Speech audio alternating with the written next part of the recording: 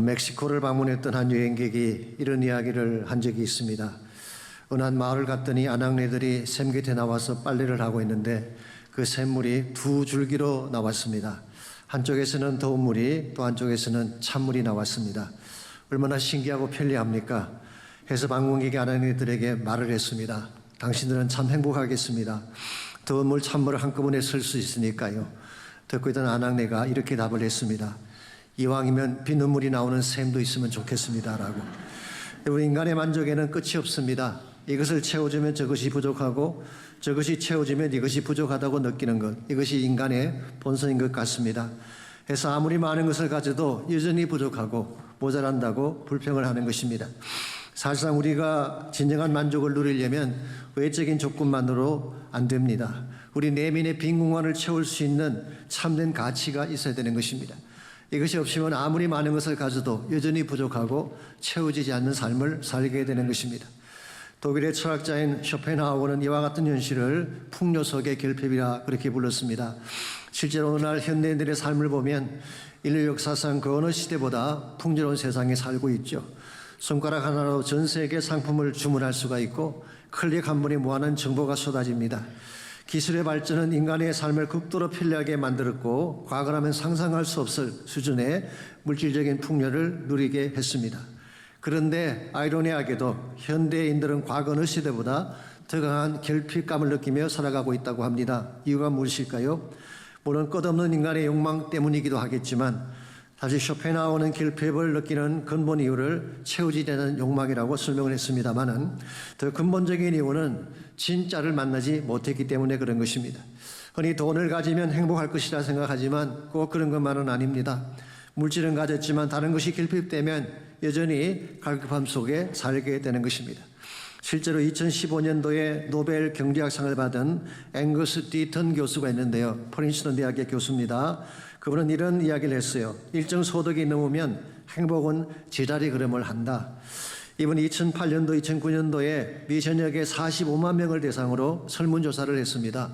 소득이 높아지면 얼마나 만족할 수 있는가 했더니 어느 정도까지 올라갈 때는 만족을 느끼는데요. 연봉이 7만 5천 달러가 넘어가면 행복이 제자리에 걸음한다는 것을 발견했어요.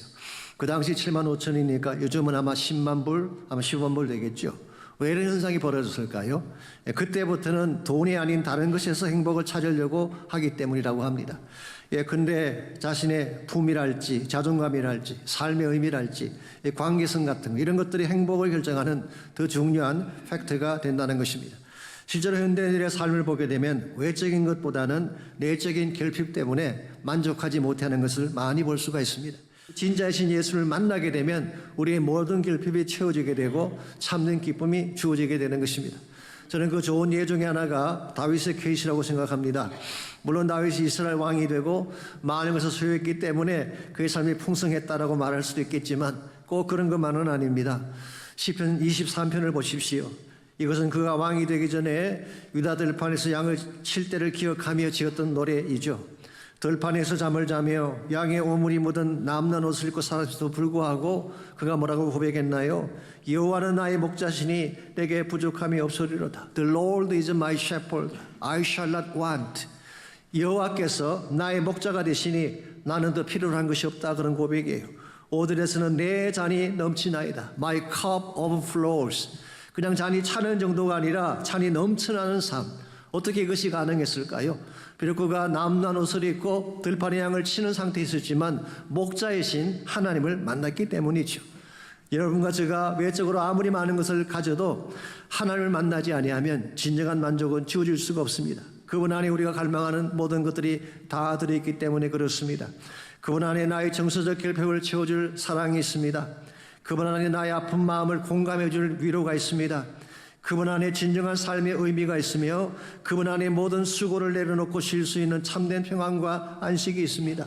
무엇보다 그분 안에 나의 모든 영적 갈급을 해소하고 충만한 능력을 부어주실 생수가 준비되어 있는 것입니다. 그러므로 그분을 만나면 모든 것이 끝난 것입니다. 더 이상 결핍에 시달리지 아니하고 완전한 체험 가운데서 기뻐하며 살 수 있는 것입니다. 여러분의 삶은 어떠한지 모르겠습니다.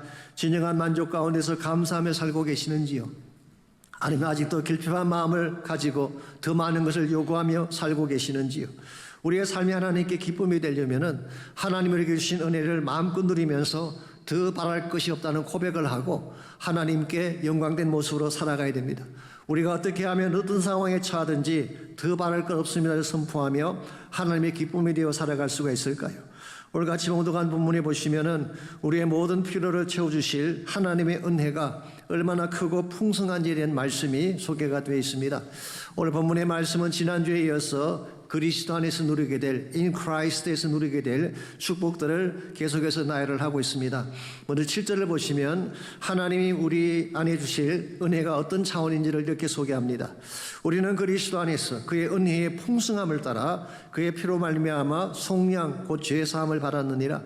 여기서 주목해야 될 단어가 은혜의 풍성함이라는 단어입니다. The riches of God's grace. 여기 rich라고 번역한 이 단어가 헬라 말로는 아폴로토스라고 하는 단어인데요. 이것은 abundance 혹은 overflowing 그렇게 번역할 수 있는 단어입니다. 무제한적으로 끊임없이 흘러나오는 은혜를 강조하는 것입니다. 8절 말씀 보게 되면 넘치게 하사라고 했어요. NIV 성경은 He lavished on us. 우리에게 사치스러울 정도로 아낌없이 부어주시는 것이다. 그렇게 설명하기도 했습니다. 이런 측면에서 하나님은 째째하신 분이 아닙니다. 마지못해 겨우 주시는 분이 아니라 주시고 또 주시다가 결국은 하나밖에 없는 독자까지 주신 하나님. 이런 하나님이시기 때문에 우리를 위해서라면 무엇이든 아끼지 않는 분이 하나님이세요.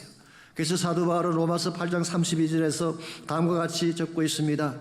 자기 아들을 아끼지 아니하시고 우리 모든 사람을 위하여 내주시니가 어찌 그 아들과 함께 모든 것을 우리에게 주시지 아니하겠느냐. 아들을 주신 하나님이 뭘 더 아낄 것이 있느냐, 그런 고백이에요. 실제로 하나님은 우리에게 넘치는 사랑을 주셨어요. 넘치는 능력을 주셨어요. 넘치는 축복으로 우리의 삶을 이끌어 주셨기 때문에 그분을 만나게만 하면 우리는 겨우 이기는 삶이 아니라 넉넉히 이기는 삶을 살게 되는 것입니다. 이런 면에서 예수님 만나고 하나님 만나는 것이 가장 큰 부유함의 근거가 되고 원인이 되는 것입니다. 오래전에 저희 교회 아르헨티나 출신의 목사님이신 후안 카를로스 오르티즈 목사님이 오셔서 부흥회를 인도하신 적이 있습니다. 참 귀한 말씀을 많이 전해주셨는데요. 그분이 쓴 책 중에 제목만으로도 도움이 되는, 은혜가 되는 그런 책이 한 권이 있습니다. 사실은 그분의 설교를 모아서 만든 책이라고 합니다마는 제목이 이렇게 붙어 있어요. 더 바랄 것 없습니다. 그리스도만으로 충분합니다. 정말 귀한 고백 아니겠습니까? 예수님 만나면 더 바랄 것이 없다는 거예요. 그리스도만으로 충분하기 때문에. 여러분과 제게 이런 고백이 있어야지 무슨 상황을 맞이할지라도 참 기쁨과 충만함 가운데 살아갈 수가 있는 것입니다. 여러분의 삶이 비록 환경은 어려울지라도 외적인 면에서는 결핍이 있을지라도 우리 내면 속에 그리스도가 함께 하셔서 진정한 차원의 충만함을 누리며 살 수 있기를 바랍니다.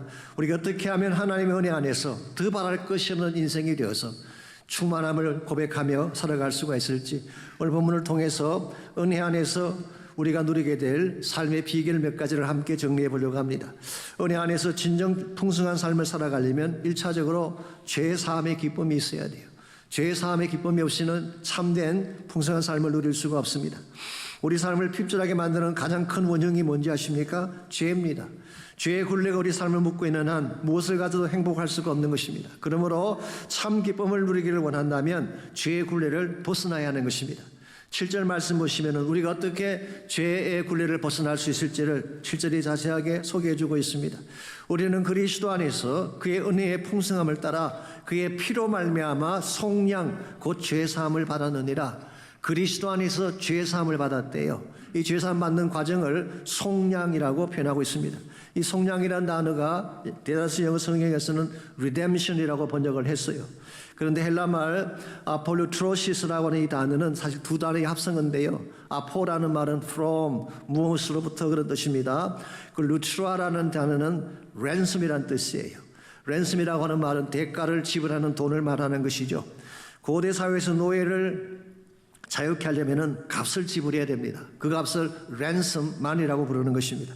현대 사회에서는 교회 안에 사람을 납치했을 때 지불금을 요구하지 않습니까? 그 돈을 ransom만이라고 부르고 있죠. 자, 하나님이 죄의 노예되었던 여러분과 저를 자유케 하려면은 그 이상 자유케 할 수가 없어요. 대가를 지불해야 됩니다. 그게 바로 ransom money. 우리에게 대가를 지불하고 샀다, 그런 의미를 담고 있는 것입니다. 자, 그렇다면 하나님이 우리를 사기 위해, 우리를 자유케 하기 위해 지불하신 대가는 무엇일까요? 그의 피로 말미암아, through his blood, 하나님의 아들 예수님의 피로 말미암아 여러분과 제가 속량함을 받고, 즉 죄 사함을 받고 하나님의 자녀가 된 것입니다. 그러므로 우리가 예수 그리스도라는 도로 들어오는 순간 더 이상 죄에 눌려 살 이유가 없습니다. 이미 그리스도가 우리의 모든 죄값을 지불해 주셨기 때문에. 그럼에도 불구하고 안타깝게도 오늘날 많은 사람들이 이 죄사함의 기쁨을 누리지 못한 채 살아가고 있습니다. 예수 믿고 구원받았음에도 불구하고 여전히 죄의 굴레 속에서 죄책감이 묶여 사는 사람들이 많이 있지 않습니까? 하나님은 용서하셨는데 자신이 자신을 용서하지 못해 아파하는 분들을 많이 볼 수가 있습니다. 하나님은 동이서에서 먼 것과 우리 죄를 기억조차 않으신다고 하시는데 자신은 그것을 기억하고 스스로 고통을 안고 사는 사람들이 있죠. 이유가 무엇일까요? 저는 두 가지를 생각합니다. 첫 번째 이유는 하나님이 모든 죄를 처리해 주셨다는 것을 믿지 못하기 때문에 그런 것입니다. 하나님이 모든 죄를 담당해 주셨는데 그 모든 죄 속에는 문자 그대로 모든 죄가 다 포함된 것입니다. 과거의 죄, 현재의 죄, 미래의 죄가 다 포함된 것입니다. 제가 이렇게 말씀드리면 조금 이해가 안 가시는 분이 계실지도 모르겠어요. 과거의 죄를 처리하신다는 것은 이해가 되는데, 현재의 죄를 처리해 주신다는 것도 이해가 되는데, 미래의 죄까지 다 처리해 주셨다니 납득이 안 갈 수도 있을 것입니다. 근데 한번 생각을 해보십시오. 시간적으로 말씀을 드리자면 예수님께서는 지금부터 2000년 전에 돌아가셨어요. 그때 주님이 돌아가실 때 그 당시 사람들의 죄만 담당하신 것일까요? 그렇지 않습니다. 2000년 전에 돌아가셨지만 온 인류의 죄를 한꺼번에 다 담당하신 거예요. 이것을 히브리서 9장 12절은 이렇게 적고 있습니다. 자기 피로 영원한 속죄를 이루사 단번에 성소로 들어가셨다고 했어요. Once and for all sacrifice. 이게 주님의 십자가, 즉 하나님이 주신 그 제사가 의미하는 것입니다. 예수님은 돌아가심으로, 십자가를 지심으로 단번에 모든 인류의 죄를 담당해 주신 것을 말한 것입니다. 요한복음 19장에 보게 되면 예수님이 임종하시기 전에 남기신 유명한 말씀이 있죠. 다 이루었다. It's finished. 사실 헬라 말로는 한 단어로 되어 있는데요. 텔레타스타이라는 유명한 단어입니다. 여러 차례 말씀을 드린 바 있습니다만은 고대 사회에서는 이 단어가 세금을 완불했을 때 지어주는 도장을 말하는 것입니다. paid off, 그런 뜻이에요. 너가 지불해야 될 모든 대가가 지불됐다, 지불이 완료되었다, fully paid, 그 의미를 담고 있는 것이 테텔레스타이라는 단어입니다. 그러므로 예수님께서 돌아가실 때에, 그분이 다 이뤘다고 말씀하실 때에 우리의 모든 죄에 대한 값은 fully 지불된 거예요. 우리의 모든 죄는 다 처리된 것입니다. 그러나 가만히 앉아 있어도 우리의 모든 죄가 자동적으로 처리가 될까요? 그건 아닙니다. 예수님을 나의 구원자로 영접을 해야 됩니다. 주님을 나의 구원자로 영접하는 순간 2000년 전에 흘리신 그 피가 나에게 적용이 되어서 모든 나의 죄가 사함받게 되는 것입니다. 이게 성경이 말하는 복음의 핵심이에요. 이 사실을 여러분이 먼저 아시고 믿으셔야 돼요. 자, 그렇다면 우리가 매일 짓는 죄는 어떻게 하면 될까요? 우리가 매일 죄를 그래도 짓잖아요. 그건 자백해버리면 되는 것입니다. 자백한다는 말은 confess, 내가 지은 죄에 동의한다, 그런 뜻이에요. 내가 잘못했습니다. 내가 죄 지은 것을 인정합니다. 이게 고백하는 것입니다. confess 하는 것입니다. 이것으로 죄는 처리될 수 있다고 요한일서 1장 8절과 9절이 소개하고 있습니다. 만일 우리가 죄가 없다고 말하면 스스로 속이고 또 진리가 우리 속에 있지 아니할 것이요, 만일 우리가 우리 죄를 자백하면 그는 미쁘시고 의로우사 우리 죄를 사하시며 우리를 모든 불의에서 깨끗하게 하실 것이요, 그랬어요. 죄 짓지 않고 사는 자가 있나요? 예수 믿는다고 죄를 안 짓고 삽니까? 그렇지 않죠. 우리도 죄를 짓습니다. 죄를 짓는 것은 분명하지만 이 죄는 처리하면 된다는 거예요. 이 죄를 가슴에 안고 죄책감에 젖어 사는 것이 아니라 자백함으로 토해내버리면 하나님이 우리를 모든 불의에서 깨끗하게 하신다는 약속이에요. 요한복음 13장에 보시게 되면 주님 이런 말씀하셨어요. 목욕한 자는 발만 씻으면 된다, 그 말씀하셨죠. 그 말의 뜻이 뭘까요?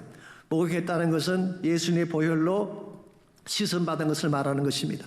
즉 우리의 죄가 다 담당되어진 것입니다. 그 후에 짓는 죄는 마치 발을 씻는 것처럼 다시 목욕할 필요는 없어요. 죄를 자백하고 토해내면 되는 것입니다.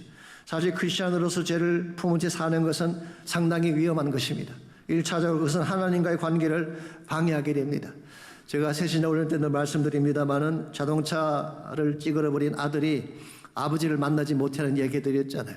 아들이 사고를 치고 왔다고 해서 아버지가 아들과의 관계를 끊는 아버지가 어디 있겠어요. 아버지 아들의 관계는 그대로 있습니다. 다만 사고를 치고 자백을 하지 않으면 불편한 거예요. 식사 시간에 같이 앉아서 식사를 하지 못하는 거예요. 자백해버리면 마음이 편안해지고 후리해지는 것입니다. 뿐만 아니라 죄를 자백하지 않으면 그 죄가 우리를 상하게 만듭니다. 죄는 안고 살면 우리를 죽이는 것입니다. 시편 32편 3절에 보게 되면 다윗이 이런 고백을 했죠. 내가 입을 열지 아니할 때에, 즉 자백하지 않을 때에 종을 신음함으로 내가 쉬하였다 그랬어요. 내 뼈가 쉬하였다고 그랬어요. 내가 입을 열지 않고 자백하지 않을 때는 나의 뼈가 부서지고 아픔을 겪게 되었다, 그런 뜻입니다. 오늘 여러분과 제가 무슨 죄를 지었을지라도 십자가 앞에 가지고 나가서 자백해버리면 주님이 깨끗하게 씻어내어 주시고 회복시켜 주시는데, 죄를 안고 사는 것은 결코 바람직한 것이 아닌 것입니다. 이와 같이 우리가 죄책감에 눌려 사는 첫 번째 이유는 이 사실을 잘 모르기 때문에 그런 것입니다. 죄책감에 사는 두 번째 이유는 사탄의 역사 때문일 때가 많이 있습니다. 사탄은 우리가 과거에 지은 우리의 허물과 죄를 덜추내기를 원합니다. 자꾸 과거를 리마인드 시켜주죠. 내가 옛날에 지었던 잘못을 자꾸 기억나게 하는 것입니다. 그래서 가끔 우리 마음속에 이런 생각이 들어올 때가 있죠. 너 같은 것이 무슨 성도냐, 그 모양은 무슨 집사냐, 너가 무슨 목사냐, 이런 생각이 들 때가 있지 않습니까? 그런 생각 한 번도 안 드셨어요? 우리가 뭔가 좀 잘못했을 때 항상 그런 자책감이 들 때가 있습니다. 그러나 여러분 기억하십시오. 그와 같은 자책감은 성령이 주시는 마음이 아닙니다. 사탄이 주는 마음이에요. 로마서 8장 6절에 보면은 성령이 주시는 생각은 생명과 평안이라고 했어요.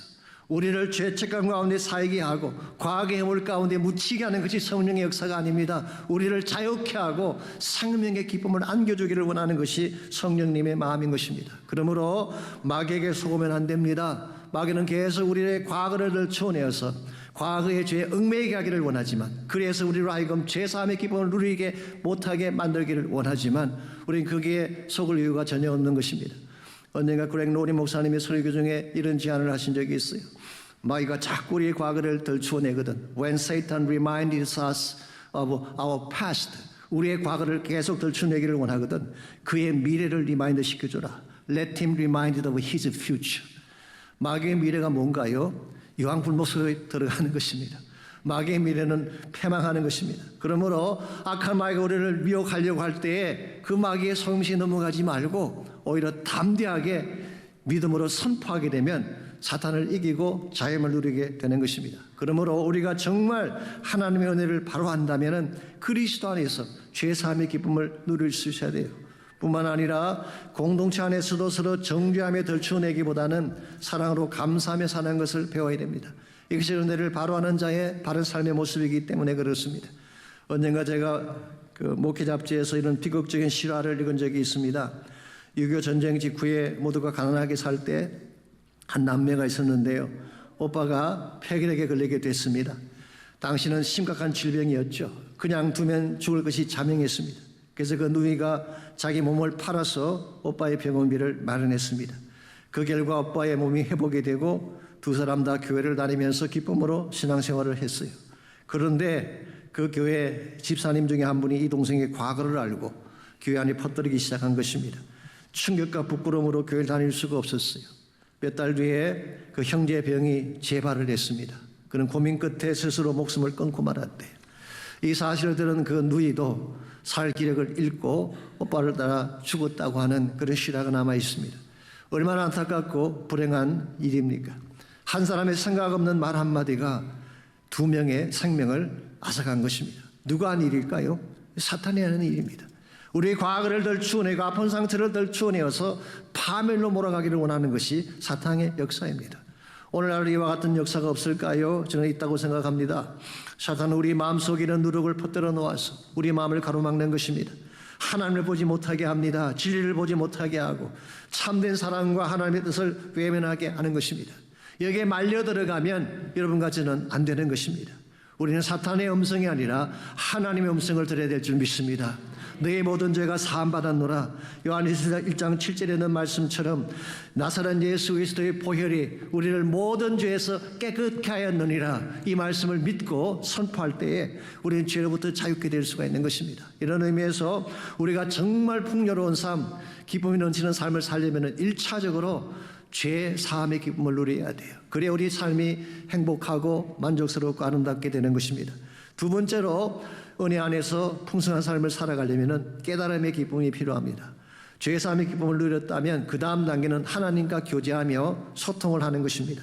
그래서 하나님 마음에 품고 계시는 비밀을 깨닫고 그분의 비밀의 뜻을 따라 살아갈 수 있을 때에 참된 부유로운 인생을 살 수가 있는 것입니다. 8절 말씀 보겠습니다. 우리가 그리스도 안에서 누리게 될 두 번째 축복을 이렇게 소개합니다. 이는 그가 모든 지혜와 총명을 우리에게 넘치게 하사. 자, 하나님이 그리스도 안에서 우리에게 지혜와 총명을 주시는데 넘치게 주신대요. 지혜가 어떤 것인가요? wisdom. 이 지혜라고 하는 것은 지식과는 다른 것입니다. 많은 양의 정보를 지식이라고 그러죠. 근데 지식과 지혜는 다른 것입니다. 지혜는 많은 양의 정보를 종합해서 삶의 원리를 찾고 바른 삶의 길을 찾는 것을 지혜라고 하는 것입니다. 과거에 한국의 입시제도는 주로 지식을 묻는 질문들이 많았죠. 그래서 정부만 달달 외웠던 기억이 저에게도 남아 있습니다. 근데 명량대첩은 언제 일어났는가? 1597년 음력 9월 16일, 양력으로는 1597년 10월 26일. 그때 왜군의 배는 몇 척이고 우리의 배는 몇 척이었는가? 왜군은 133척, 우리는 원래 12척이었는데 나중에 한 척이 합해져서 13척. 이 정보를 많이 배운다고 해서 도움이 되나요? 지식만으로는 별 의미가 없습니다. 그 정보 외워서 어디서 먹겠다는 거예요. 그런데 이 명량대첩을 통해 어떤 교훈을 받게 된다면 의미가 있는 것입니다. 명량대첩을 통해 배우게 될 가장 큰 교훈이 뭔가요? 필사적생, 필생적사. 기억나십니까? 이순신 장군이 썼던 일기에 나옵니다. 죽으려고 하는 자는 살게 되고 살려는 자는 죽는다. 이걸 깨닫는 것이 지혜예요. 이 지혜가 있어야지 삶을 바르게 살 수 있는 것이, 지식의 양만 많이 가져서 뭐 하겠다는 것입니까? 우리가 잘 아는 것처럼 전 세계에서 노벨상을 가장 많이 수상한 민족이 유태인이죠. 약 3분의 1을 그들이 받았습니다. 이유가 뭘까요? IQ가 높아서? 아닙니다. IQ를 따지자면 한국 사람 따라갈 민족이 없습니다. 가장 잔머리가 잘 돌아가는 민족이 한국이네요. 그럼에도 유대인이 이렇게 많은 역할을 하게 된 이유는 딱 한 가지입니다. 어릴 때부터 말씀을 통해 지혜를 가졌기 때문에요. 오늘 여러분이 자녀들이 잘 되기를 원한다면 말씀의 지혜를 심어주시기 바랍니다. 이게 세상을 이기는 힘이에요. 이 지혜가 있어야 돼요. 두 번째로 총명이 나오는데, 총명이라고 하는 것은 인사이트라고 번역을 할 수 있습니다. 내면을 들여다보는 통찰력을 의미한다고 볼 수가 있죠. 장미의 꽃만 보는 것이 아니라 그 속에 가시도 보는 것이 통찰력입니다. 와이프가 백화점 갔을 때 옷 하나 들고 나와서 이거 너무 비싸지 그럴 때에 진짜 비싸네, 300불이나 하네, 그러면 얻어 터지는 것입니다. 사달라는 뜻이죠. 이걸 깨닫는 것을 통찰력이다, 그렇게 부르는 것입니다. 우리 삶 속에는 보편적인 통찰력도 필요하지만 더 중요한 것은 영적인 통찰력입니다. 하나님의 마음을 읽고 하나님이 감추고 계신 하나님의 뜻을 잘 분별해내는 것, 이게 영적 통찰력이라고 하는 것입니다. 그렇기 때문에 오늘 보면 9절을 계속 보십시오. 하나님 우리에게 지혜를 주시고 영적 통찰력을 주시는데 이걸 통해 무엇을 알기를 원하셨던 것일까요? 그 뜻의 비밀을 우리에게 알리신 것이요, 그의 기뻐하심을 따라 그리스도 안에서 때가 찬 경륜을 위하여 예정하신 것이다. 그 뜻의 비밀을 알게 하기 위해, 이 뜻의 비밀이라고 하는 말은 하나님이 그리스도 안에서 오래전부터 준비하신 하나님의 계획을 말하는 것입니다. 이 비밀이라고 하는 단어가 헬라말로 무스테리온인데요, 여기서 나온 영어가 미스테리라는 영어에서 나왔죠. 이것은 한동안 감춰놓았던 어떤 것을 때가 찼을 때에 열어 보여주시는 것을 비밀을 연다, 그렇게 말하는 것입니다. 나중에 비밀에 관한 것은 좀 더 다룰 기회가 있을 것입니다. 하나님께서 감추어두었던 어떤 비밀을 뚜껑을 열어서 여러분과 저에게 보여주신다는 것, 이건 사실은 엄청난 축복이요 은혜가 아닐 수가 없습니다. 일반적으로 비밀이라고 하는 것은 아무한테나 공개하는 것이 아니죠. 진짜 가까운 사람이든지 함께 일할 사람이 아니면 비밀은 보여주지 않습니다. 그런데 높고 높으신 그 하나님이 자신의 비밀을 우리에게 보여주시겠다, 이 파격적인 은혜가 아닐 수가 없죠. 요한복음 15장 15절에 보시면 예수님이 자신의 제자들에게 이런 말씀을 하셨어요. 이제부터는 너희를 종이라 하지 아니하리니 종은 주인이 하는 것을 알지 못함이라. 너희를 친구라 하였노니 내가 내 아버지께 들은 것을 다 너희에게 알게 하였습니다. 아무것도 모르며 맹종하는 종이 아니라 하나님 여러분과 저를 종으로 삼으신 것이 아니라 함께 의논도 하고 교제도 하고 삶을 나눌 친구로 부르셨대요. 친구이기 때문에 아버지께 들은 비밀이죠. 이 비밀을 다 너에게 알게 하시겠다. 하나님 이와 같은 선포를 통해서 우리를 친구 삼으시고 교제하실 뿐만 아니라 우리와 동력하시겠다고 하는 의지를 보여주신 것입니다. 저는 이것을 어메이징한 은혜라고 생각합니다. 그 높으신 하나님이 그 본인이 가지고 있던 비밀을 우리에게 노출해 주시고 우리를 부르셔서 함께 동력하겠다는 것, 이거보다 더 존귀한 축복이 어디 있겠어요. 이와 같이 하나님의 비밀을 깨닫게 되고 하나님과 교제하려면 뭐가 필요할까요? 말씀과 기도가 필요한 것입니다. 매일 그분을 만나야 돼요. 성령 안에서 교제하며 그분의 심정을 깨달아야 됩니다. 이걸 알지 못한 채 하나님 일하는 것은 위험합니다. 이 하나님의 비밀을 깨닫지 못한 채 하나님의 사역을 감당하는 것은 위험할 수가 있는 것입니다. 하나님이 준비하신 마음의 계획을 알 때, 그분의 비밀을 알게 될 때에 바른 방향을 깨달을 수가 있게 되고 하나님의 계획을 따라 일할 수가 있는 것입니다. 이런 의미에서 여러분과 제가 정말 경이로운 차원의 크리스찬으로 살아가려면 하나님과 나만의 비밀이 있어야 돼요. 우리가 늘 부르는 찬송가 가사처럼 저장미꽃 위에 있을 아직 맺혀있는 그때 귀에 은은히 들려오는 주님의 음성, 우리 스스로 받은 그 기쁨은 알 사람이 없도다. 하나님과 나만이 알고 있는 비밀, 하나님과 나만의 이루어진 이 기쁨의 사건, 이게 있어야지 우리 삶이 바르게 진행될 수가 있는 것입니다. 여러분, 사회적인 연결은 끊어질 수가 있습니다. SNS 좋아하시는 분들, SNS는 끊어질 수가 있어요. 인간과의 소통은 막힐 수가 있습니다. 그런데 하나님을 만난 사람, 하나님의 비밀을 아는 사람은 모든 세상 것이 다 끊어져도 하나님과 교통할 수 있기 때문에 여러분 낙심하지 아니하고 바르게 살아갈 수가 있는 거예요.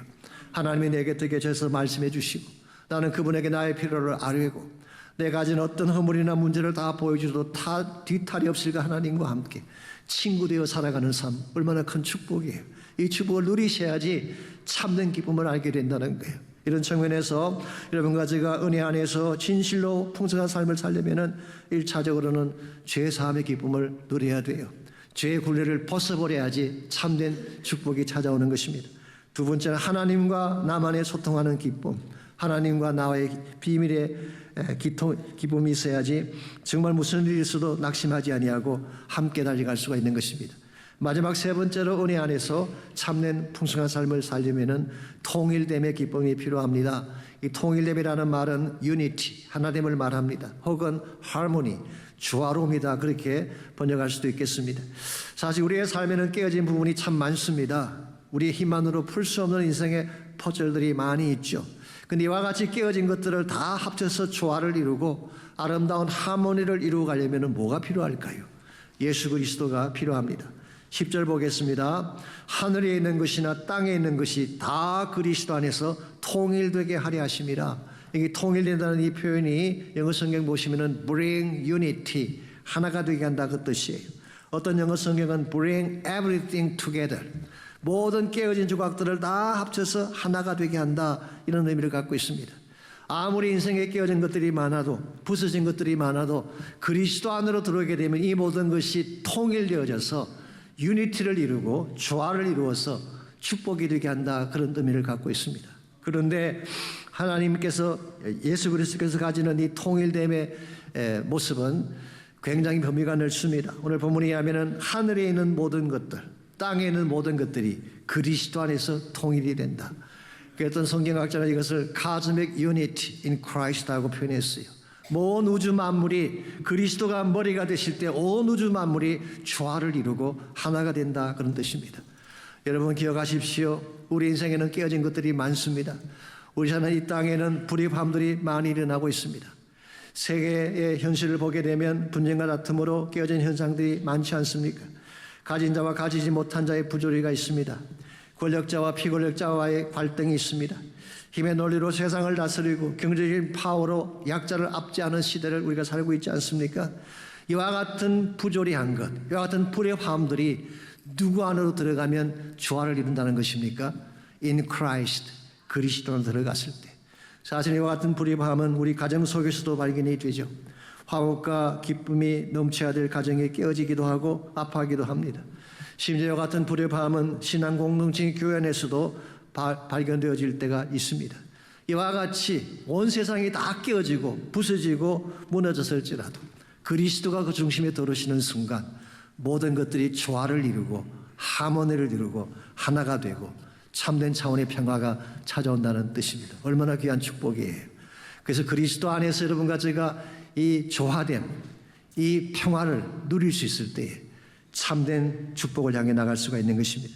복음서에 보시게 되면 한밤중에 바다 한가운데서 풍랑 만난 제자들에 대한 스토리가 기록되어 있죠. 풍랑이 찾아왔습니다. 그때 제자들이 할 수 있는 일이 뭐가 있었나요? 아무것도 없었어요.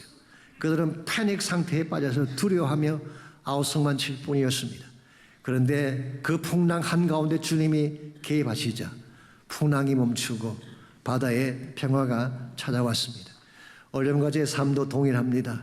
우리의 삶 속에도 어느 날 갑자기 파선 선고가 일어나기도 하고 갑자기 중병선을 받기도 하고 우리 모두가 패닉 상태에 빠져서 어쩔 뻔을 몰라 할 때가 오는 것입니다. 그때 누가 필요할까요? 예수 그리스도가 필요합니다. 풍랑을 잔잔하게 하신 그 예수님이 모든 깨어진 조각들을 합쳐서 조화를 이루시고 예수님이 우리 삶 속에 찾아오게 되면 모든 깨어진 것들이 합쳐서 아름다운 선을 이루게 되고 패닉이 떠나가고 참된 평화가 우리의 가슴을 가득 채우게 되는 것입니다. 이 사실을 오래전에 깊이 깨달았던 미국 목사님이 한 분 계십니다. 그분의 이름은 워렌 코넬이라는 분이신데요. 이분은 1845년도 미시간에서 태어나셨지만 그분은 주로 사역을 위스콘신에 있는 시골 교회에서 사역을 했습니다. 아신 대로 1800년대 말에 미국은 혼란기였습니다. 농경시대가 끝나고 산업시대로 접어드는 전환점이었기 때문에 많은 사람들이 혼란스러워하고 불안해하는 그런 시기였습니다. 그때 이 워렌 코넬 목사님이 위스콘신에 있는 한 캠프에서 집회를 인도하셨어요. 수요일부터 주일 밤까지 5일 동안 집회를 인도하셨는데 집회가 끝나는 날 홀로 밀워키 리버, 아주 아름다운 강입니다. 그 강을 바라보다가 그게 서려있는 아름다운 평화를 보게 합니다. So wonderful peace is there in the river. 그 강에 흐르는 너무너무나 아름다운 평화를 그가 보면서 스스로 질문을 던집니다. 왜 우리 마음에는 저런 평화가 없을까? 왜 이 땅에는 저와 같은 평화가 없을까?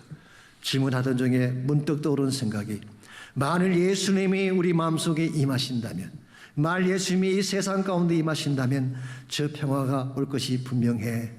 그는 그때 그 감동을 글로 적기 시작했습니다. 다음과 같은 내용의 평화를 노래하는 시를 그가 적었어요. Far away in the depth of my spirit tonight. 오늘 밤 내 영혼의 깊은 곳에 Rolls of melody sweeter than psalm. 시편보다 더 아름다운 가락이 울려 나옵니다. Peace, peace, wonderful peace. 평화, 평화, 놀라운 평화로다. Coming down from the Father above. 하늘 위에서 내려오는 하나님의 평화로다. 이 찬송시가 오늘 우리가 부르는 찬송가 412장이 된 것입니다. 소요처는 세상 가운데 평화를 누리려면 주님이 필요합니다. 깨가지고 붙이신 삶의 현장에서 참된 기쁨과 평화를 누리려면 주님이 필요합니다. 여러분 삶 속에 평화가 있나요? 여러분 삶 속에 결핍이 있습니까? 그 모양은 그럴듯하지만 마음이 상하고 삶의 균형이 깨어져서 고통 중에 사는 분들이 많이 계세요. 혼자서 아파하지 말고 평화의 주인이신 예수님께 나오시기 바랍니다. 그분이 다스리게 하십시오. 그분이 다스리는 순간 모든 풍랑은 잔잔해지고 패닉은 사라지고 세상이 주시는 평화로 나의 가슴이 가득 차게 되는 것입니다.